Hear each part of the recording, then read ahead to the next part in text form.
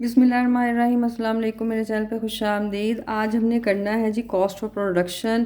Scale of production में cost का बहुत ज़्यादा जिक्र है। आज हम उसी कॉस्ट के ऊपर बात करेंगे। उर्दू में इसको हम कॉस्ट को कहते हैं जी मुसारिफ, लागत या अखराजात। अब meaning of cost of production.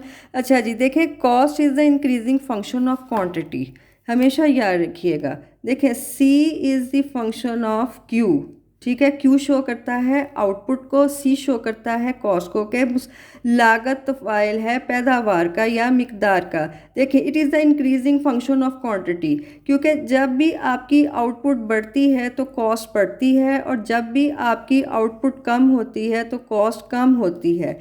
एक आजर का मकसद होता है कम से कम लागत पे ज़्यादा से ज़्यादा शय को पैदा करना, बनाना, तैयार करना, फ़रोख्त करके मुनाफा कमाना। It is the increasing function. ये आपने याद रखना है कि cost is the increasing function of quantity.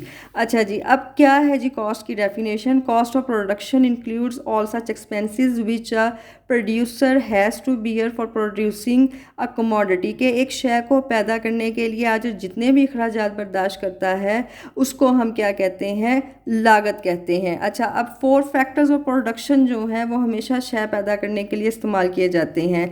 Land, labour, capital and organisation. अब इनके जो मुआवजे हैं वो क्या होते हैं जी। लैंड का मुआवजा रेंट है, लेबर का वेजेस है, कैपिटल का इंटरेस्ट सूद है, और ऑर्गेनाइजेशन का प्रॉफिट। नॉर्मल प्रॉफिट जो है वो हमेशा कॉस्ट में शामिल होता है, याद रखिएगा। ये नॉर्मल प्रॉफिट बहुत ज़्यादा अजर के लिए ज़रूरी है। वो इसलिए ज़रूरी है कि कारोबार को चालू रखे। जब उसे ये नॉर्मल प्रॉफिट नहीं मिलता तो या तो वो कारोबार बंद कर देता है या जो है वो इसे बंद करके दूसरा कारोबार शुरू कर लेता है। ये it is the part of cost, normal profit. अच्छा जी, अब ये जितने मुआवजे हैं 4 फैक्टर्स ऑफ प्रोडक्शन के, ये कॉस्ट में शामिल होते हैं, साथ नॉर्मल प्रॉफिट भी शामिल होगा। अच्छा जी, normal profit is also included in it. Cost function can be express. इसको एक और तरीके से भी पेश किया जाता है। देखें, आपका जो है वो सी इज़ इक्वल टू आपका x1 multiply px1 plus x2 multiply px2 and so on xn multiply pn। अब ये क्या है, देखें, आपके जितना भी ये x1 है, x1, x2 और x3, ये तो शो करते हैं units of various factors of production को। ठीक है जी। आपका जो px1 है, px2 है और px3 सो ऑन pxn, ये शो करते हैं रिवॉर्ड्स को, प्राइजेस को। ठीक है जी। Rewards, prizes pay to units of factors को। कि जी एक तो आपका ये हो गया जी units of various factors of production, land, labour और capital, x1, x2 and x3 so on. ठीक है, तो इसके ऊपर जो अखराजात है, दूसरा जो है px1, px2 and px3 rewards हैं, मुआवजे हैं जो इनको अदा किए जाते हैं, कॉस्ट में शामिल होते हैं। जब भी हम किसी किस्म का कोई कारोबार करते हैं तो सबसे पहले हम तखमीना लगाते हैं कि हमारे अखराजात कितने आएंगे। ज़मीन, अगर अपना कारोबार शुरू करना है तो ज़मीन कितने की हमें मिलेगी। अगर हमने इसके ऊपर फैक्ट्री बनानी है तो बिल्डिंग पे ऊपर कितने अखराजात आएंगे, कितनी मशीनें लगेंगी, लेबर लगेगी, उनके मुआवजे क्या होंगे, वो सब कॉस्ट में शामिल होते हैं। फिर एंड पे जो जितना नॉर्मल प्रॉफिट है आजर का जो मिलता है वो भी इसको कॉस्ट में शामिल किया जाता है। अच्छा जी, अब बात करते हैं जी क्लासिफिकेशन ऑफ कॉस्ट प्रोडक्शन। इसमें सबसे पहले आती है प्रोडक्शन कॉस्ट। अब प्रोडक्शन कॉस्ट में क्या क्या आता है, देखें, रेंट ऑफ लैंड, अभी मैंने बताया है आपके लैंड, लेबर, कैपिटल के मुआवजे क्या हैं। Rent of land, wages of labourers, interest of capital and normal profit. Normal profit को हमेशा जो है वो पाई से शो किया जाता है। अच्छा जी, ये of the firm is included in it. इसमें फर्म का तमाम तर जितने भी फैक्टर प्रोडक्शन के मुआवजे हैं वो शामिल होंगे। इसके अलावा price of raw material, wear and tear और machines is also estimated towards it. कि आपकी जो खाम माल ख़रीदेंगे उसके अखराजात भी शामिल होंगे, जो मशीन के अंदर तोड़ फोड़ होगी, जो पुर्जा ख़राब होगा, नया रिपेयर होगा, उसके अखराजात भी शामिल होंगे। इसे हम कहेंगे प्रोडक्शन कॉस्ट। नेक्स्ट है आपकी selling cost. The expenditure on transportation publicity is included in it. आपकी शय बनाने के बाद जो एक जगह से दूसरी जगह शय को भेजा जाता है, नकलो हमल पे जो अखराजात होते हैं, आपको ट्रैक करने के लिए जो पब्लिसिटी की जाती है उसे हम सेलिंग कॉस्ट में शामिल करते हैं, वो भी कॉस्ट में शामिल होंगे। उसको हम नाम देंगे सेलिंग कॉस्ट का। अच्छा जी, नेक्स्ट है आपका सेंड्री कॉस्ट। अच्छा जी, accidental expenditure, premium of insurance, taxes, आपकी duties, are estimated towards it. आपके जितना भी हादसा के ऊपर अखराजात होते हैं, जो आपने इंश्योरेंस बिल्डिंग की कराई होती है, फैक्ट्री की कराई होती है, जितने टैक्सीज़ आप पे करते हैं जो गवर्नमेंट की तरफ से लगते हैं या ड्यूटीज़ लगाई जाती हैं, ये भी टैक्सीज़ का हिस्सा है, वो तमाम जो है वो सैलरी कॉस्ट में शामिल होती हैं। अच्छा जी, अब नेक्स्ट बात करते हैं another view of cost classification. उसमें सबसे पहला आता है आउटले या एक्सप्लिसिट कॉस्ट। इसको हम ये एक्सपेंडिचर कॉस्ट भी कहते हैं। उर्दू में एक्सप्लिसिट कॉस्ट को कहते हैं वाजिया लागत या वाजिया मुसारिफ। ठीक है जी।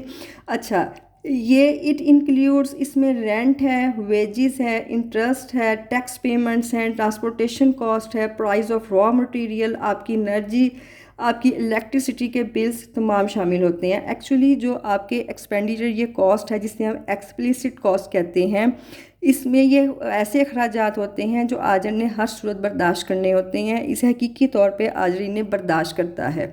अच्छा, जिसमें तमाम चीज़ें शामिल हैं, लगान है, उजरतें हैं, सूद है, टैक्सीज़ हैं, नकलो हमल के अखराजात हैं, रॉ मटीरियल के अखराजात हैं जिससे शय बननी है, आपके जितने बिजली के बिल हैं, जितनी एनर्जी के ऊपर जो है वो लागत आएगी, वो तमाम शामिल हैं आपके एक्सपेंडिचर कॉस्ट में। अच्छा जी, नेक्स्ट है आपका इम्प्यूटेड या इम्प्लिसिट कॉस्ट। इम्प्लिसिट कॉस्ट, इसको हम जो है उर्दू में कहते हैं मुज़मिर मुसारिफ। ठीक है जी, मुज़मिर मुसारिफ, इसको हम नॉन एक्सपेंडिचर कॉस्ट भी कहते हैं। It is also regarded as non expenditure cost the firm on, इसमें क्या है जी, the firm on land capital and services used in the process of production fall in the group.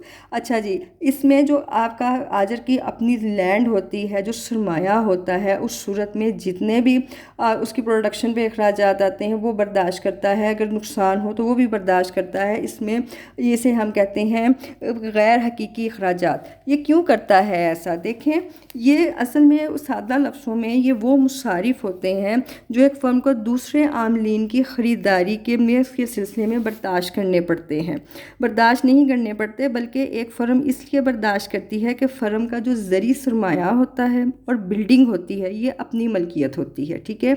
अच्छा, अगर firm ये सारा कुछ जो है वो आमलीन पैदाइश वगैरह को अपनी इंडस्ट्री को दूसरे को किराए पे देती है तो उस सूरत में मुआवजा हासिल करेगी, वो भी इसमें शामिल होगा।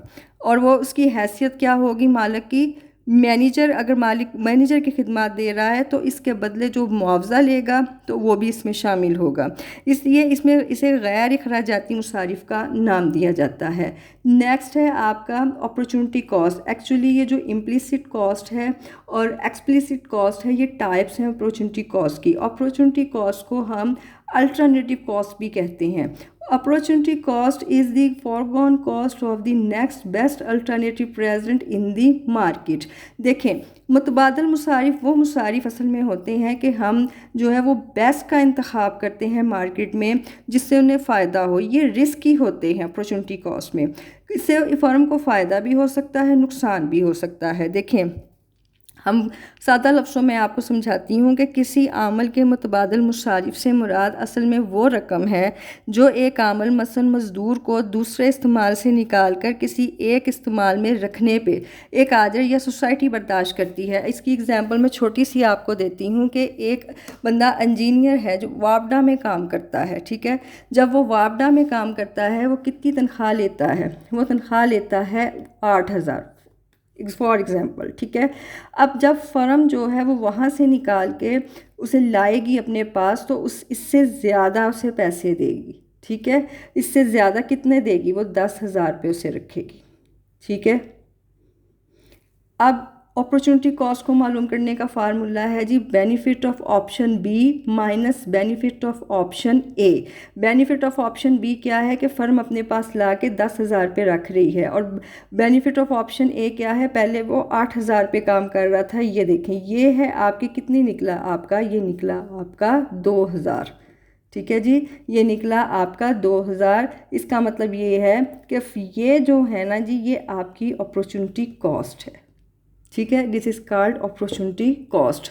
अच्छा, अब जो हमने बात करनी है उसके बाद ये हमारे नेक्स्ट आ रहे हैं traditional cost theory. Traditional cost theory जिसके ऊपर हम सबसे ज़्यादा बात करेंगे उसमें नंबर 1 पे होगा टोटल कॉस्ट। इसी से शो करते हैं। टोटल कॉस्ट में हम दो चीज़ों के ऊपर बात करेंगे, fix cost and variable cost, FC and VC. Next second पे हम बात करेंगे एवरेज टोटल कॉस्ट, एटीसी या AC. Actually this is called per unit cost, जिसका स्केल ऑफ प्रोडक्शन में बहुत ज़्यादा जिक्र है। अच्छा, अब इसके भी दो पार्ट्स हैं जिस पे बात करेंगे, वो होगा जी एवरेज फिक्स कॉस्ट एएफसी और average variable cost AVC. Last पे हम बात करेंगे मार्जिनल कॉस्ट की। नेक्स्ट लेक्चर में हम ट्रेडिशनल कॉस्ट थ्योरी के ऊपर ही बात करेंगे। आज के लिए इतना ही। अगर आप लेक्चर से मुस्तफीद हुए हैं तो लाइक कीजिएगा, शेयर कीजिएगा, सब्सक्राइब कीजिएगा, कमेंट में राय का इजहार कीजिएगा, बेल आइकॉन बटन को भी दबा दीजिएगा। अल्लाह निगहबान।